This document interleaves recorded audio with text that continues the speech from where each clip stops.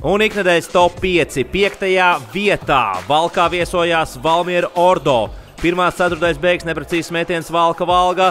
Jānis Kaufmanis no savas laukuma puses precīzs tālmetiens. Kaufmanis pierāda savu snaipera reputāciju, trāpot tālmetienu no pašas Valmieras. 4. vietā Liepājas Ventspils duelī. Ventspilnieks Kveins Mičels izbraucās caur 2 aizsargiem, lieliska piespēle un gaisiņa alley-oop dunks Žanim Peinerim. Žanis Peiners no augšas pēc lieliskas Kveina Mičela piespēlēs. 3. vietā Ventspils Liepājas dueli. Žanis Peiners driblējā centrā, pazaudē bumbu un Antonijs Holidejs Liepājas jauniegums no paša laukuma centra pieliek sulīgu punktu 3. ceturdaļai.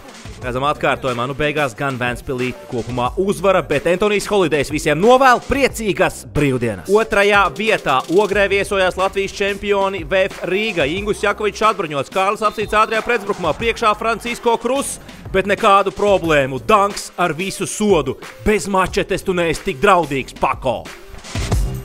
Un 1.